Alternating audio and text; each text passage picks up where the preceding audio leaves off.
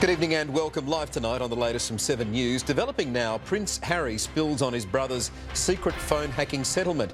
We'll go live to London's High Court on those new claims. The crucial final data drop deciding what happens next to interest rates. A leading economist on tomorrow's inflation figures. Script slashed, details just in, a plan to reduce the cost of your next trip to the chemist. Plus, we remember the ultimate sacrifice this ANZAC Day. The latest from 7 News with Michael Usher. Those stories, plus our special country music guests performed their infectious new song. First, though, we thought it was going to be the latest instalment of Prince Harry versus the British press.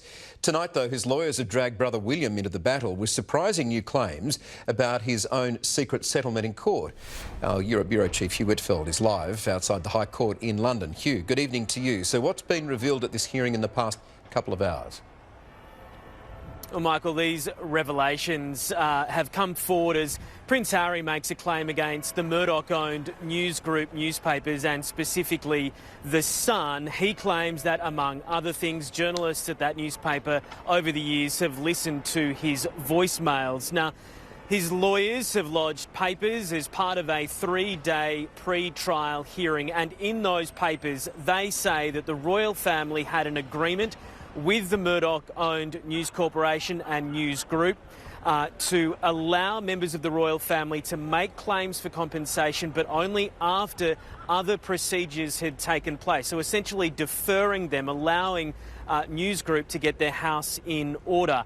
But on top of that, Harry says that News Group has failed to keep that end of the bargain with him, but not Prince William, saying that in 2020, the then Duke of Cambridge was paid a, quote, very large sum by News Group as compensation. Now, we don't know how much money Prince William was paid. We also don't know why he was paid compensation by News Group, whether he was making allegations of phone hacking or listening into voicemails as well. News Group, for its part, says there was never an agreement with members of the royal family or the palace itself of any kind like this. It also has maintained that no journalists at the Sun newspaper took part in phone hacking, but they do, of course, concede that phone hacking occurred at the old News of the World newspaper that was shut down in 2011. If Prince Harry is successful at a trial that is due to take place early next year, he could be in line for upwards of $300,000 in compensation, Michael. All right, Hugh Whitfield leading us off live in London. Thank you. In exactly 2 weeks, the big budget reveal will happen. Tonight, the sweeteners are starting to trickle through and the tough decisions are being made. Our political reporter Jennifer Beshwati is in our Canberra studio. Jen, good evening to you. Now, you have details just in on a plan to lower the cost of common medicines. How's that going to work? Good evening, Michael. Well, this is being touted as a big cost of living relief package. Basically, it's halving the cost of everyday medicines for about 6 million Australians. This is for medications for conditions like heart disease, cholesterol, hypertension and many others. So instead of paying $30 per month, that is every month that you need to go and fill up your prescription, you'll only need to pay $30 and get 2 months worth of medication. Now, that will start September 1, so you're paying for 1 month, but you're getting 2 months worth of medication. And of course, this will also mean fewer visits to the doctors and to the pharmacy. But not everyone is on board with this, Michael. In fact, there are concerns that this will lead to a chronic shortage of everyday medications and longer wait times. In fact, the Pharmacy Guild tonight is calling for the Labor government to reconsider before the budget. Michael? And Jen, the government's right now weighing up what to do on payments for single parents. What move could they make here? Well, at the moment, single parents will start to lose benefits, so welfare benefits, some of the welfare benefits for their child as soon as they hit the age of 8 years old. Now, it used to be 16 years old, but that was cut back by the former Prime Minister, Julia Gillard. Funnily enough, on the same day she delivered her now famous misogyny speech. Social service advocates argue that 8 years old is just too young for single parents to be kicked off the these payments. Now, we do understand that the government is expected to lift that from 8 years old to 12 years old, basically giving single parents an additional $100 or so a week. Now, this is expected to cost about $650 million over the next 3 years, but the government will argue it's helping the most vulnerable during this cost of living crisis. Michael? All right, Jem Beshwadi there in Canberra, thank you. It is odd to think that data even a year ago we were either confused with or bored with is data that we now fret about. Homeowners and economists alike are nervously waiting for new inflation figures out tomorrow. The Bureau of Statistics will release its latest quarterly consumer price index. It's a crucial benchmark, evidence if rising interest rates are making us hit the brakes on spending and reducing demand for goods and services. That in turn takes pressure off the Reserve Bank to end its hike pause for mortgage holders. AMP Chief Economist Shane Oliver joins me now. Shane, thanks for joining the latest. The hard question first, are we going to see a lower inflation figure, do you think? I think we will. I think we'll see inflation fall back to 6.9% for the March quarter. That's down from 7.8% in the December quarter. Yes, we're going to see ongoing rapid increases in the prices for things like rents, gas and electricity. But by the same token, we're going to see slower increases for dwelling costs, for things like goods prices generally, and also for holiday travel. So let's bring up this graph showing the trend of the quarterly consumer price index. Do you believe inflation has peaked here?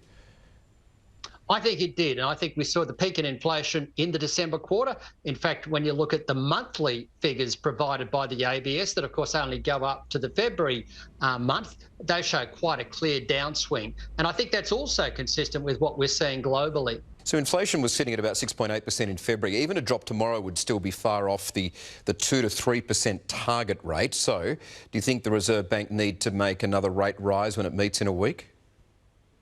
To be honest with you, I think it's too soon to end the pause that only started last month. I think it makes sense to wait a little bit longer. Yes, inflation is still too high, but it is going in the right direction. And I think that is the key in all of this. And as the economy slows down, as supply improves, and as freight costs go down globally, all of those things I think will lead to lower inflation ahead. So it makes sense, I think, particularly given the pain that many households with a mortgage are experiencing, to let that pause go for a little bit longer to better assess the impact of the rate hikes we've seen so far. Certainly, if we look overseas, the US has slowed its rate down to about 5%. New Zealand's inflation in the March quarter fell quicker than expected. That must bode well for us. It certainly does, and it's also noteworthy that Canada, a similar country to Australia, also saw a sharper than expected fall in inflation in March. So what we're seeing globally is increasing evidence that inflation has peaked. Supply is returning to the global economy. Freight costs are going down. Demand is starting to cool. All of those things are leading to a downtrend in inflation. Now, of course, Australian inflation lagged the US, say, for about 6 months. So that's why they peaked in the middle of last year. It looks like we peaked in December, but the trend is now down. And I think that's very good news for the Reserve Bank and for the Australian economy generally. Well, the Treasurer will be sweating on this because we're 2 weeks out from the federal budget. Do you think he's going to have an easier time selling any cuts to the public purse if the cost of living is going down? Look, I think it's still going to be a very difficult budget. The Treasurer is conscious that they don't want to do anything to add to inflationary pressures because inflation is still too high, even though the rate of inflation is slowing. So the focus will be on cuts. Yes, we'll see some cost of living relief to low and middle income households. But I think more broadly, the focus will be on winding back government spending, particularly given those longer term pressures on the budget from increasing spending on the NDIS, aged care, healthcare, and also defence. All right, Shane Oliver, good of you to join us again. Thank you. Thank you, Michael. He had hinted it was coming tonight. It's official. When I ran for president 4 years ago, I said we're in a battle for the soul of America, and we still are. The question we're facing is whether in the years ahead we have more freedom or less freedom, more rights or fewer. I know what I want the answer to be, and I think you do too. This is not a time to be complacent. Well, Joe Biden, as you can hear there, is asking Americans to give him a second stint in the White House. The US president formally launched his 2024 re-election campaign in the past few hours, saying he wants to finish the job. If that happens, he'll be 86 before the end of a new term, but the administration believes his track record will trump concerns about his age. Vice President Kamala Harris expected to be on the ticket with him also.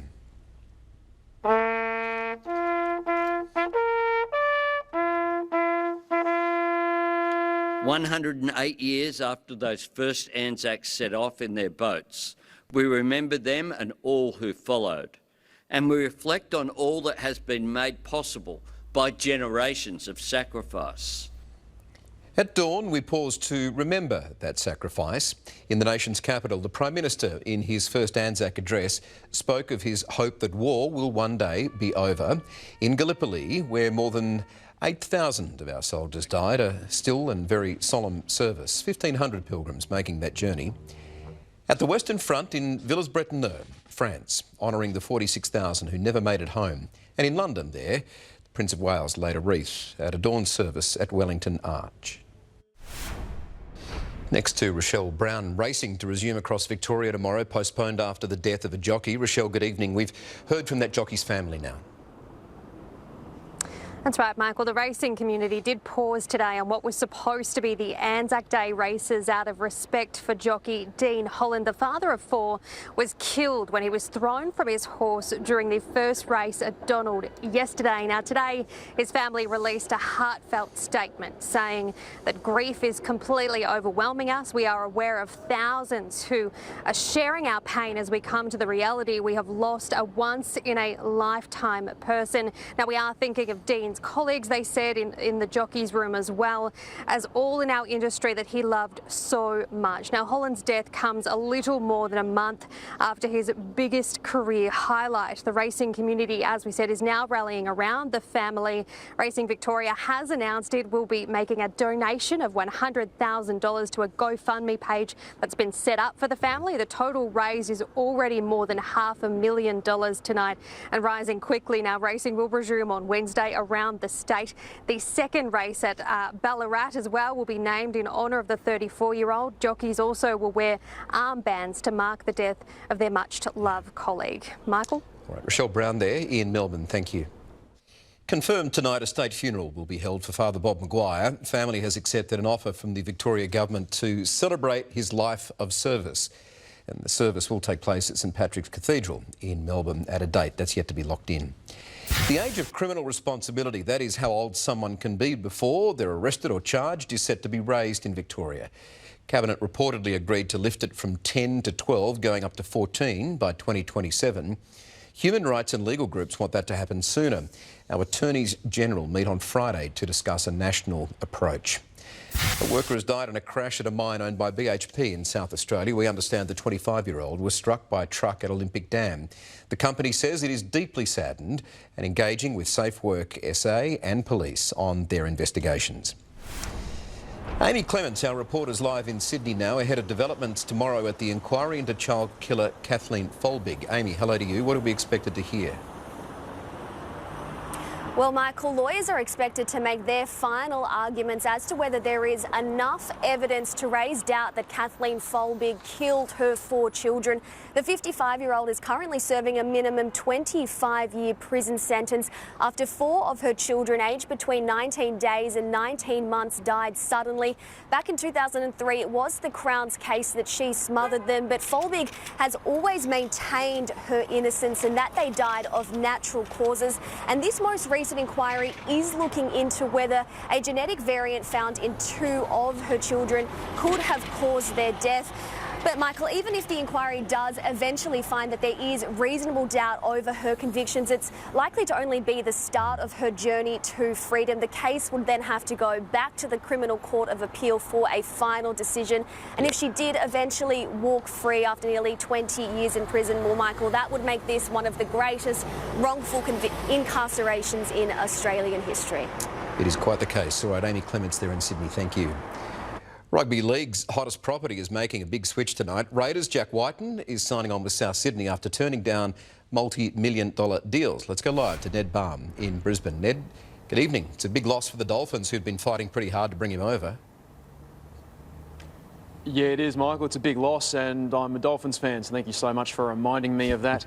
Again, Jack Whiten, one of the best players in the game, the Raiders star, 5'8". Yes, he's declined the, declined the option to come to the sunny shores of Redcliffe, instead deciding to go to Redfern and join the Bunnies on a deal reportedly around 4 years and more than $3 million. Now, that is said to be less than obviously what the Raiders tabled at $4.4 million. And as a result of that, they've actually gone to the NRL and looked for a little bit of a please explain, and the NRL have said that they will be putting forward an investigation just to make sure everything is above board when it comes to salary cap measures, because obviously that has left a pretty bad taste in a lot of Raiders fans' mouths seeing him leave. As for the Dolphins, well, it's another swing and a miss at a marquee player that the Dolphins are going to try and bring in. Obviously, it's been a great season for the Dolphins in their first year, but in the last couple of years, they've had a swing at Kalen Ponga, had a swing at Cam Munster, had a swing at Reece Walsh, but haven't brought any of them in. We were hoping that White may have been that big marquee player to sign on the dotted line, but it isn't to be. But a good year for the Dolphins, but it would have been nice to see him come in. But, well, we'll see how he goes at the Bunnies. Well, as a Bunnies fan, your loss, our gain. Thank you, Ned. Donald Trump has a new trial to deal with tonight, a civil rape case against him about to start in a New York court. Advice columnist E. Jean Carroll has accused him of sexually assaulting her in a department store in the 90s. The former US president, who doesn't have to show up to the hearing, denies the attack ever happened, calling it a con job. A jury is going to be selected in the coming hours. We're about 13 hours into a newly brokered 72-hour truce in Sudan, but no guarantee it's going to stick, given it's the third ceasefire this month. More than 400 have been killed since fighting broke out between warring factions. The US had convinced both sides to hit pause, mainly to allow civilians and diplomats to get out safely. The UN Security Council will meet on the violence tonight. Well, take a look at this video just released. A 360 walkthrough of Westminster Abbey ahead of the coronation of King Charles, and a glimpse behind the scenes of the choir who'll perform there on the day. Excitement, nerves, no doubt running high in equal measure, cramming in the rehearsal.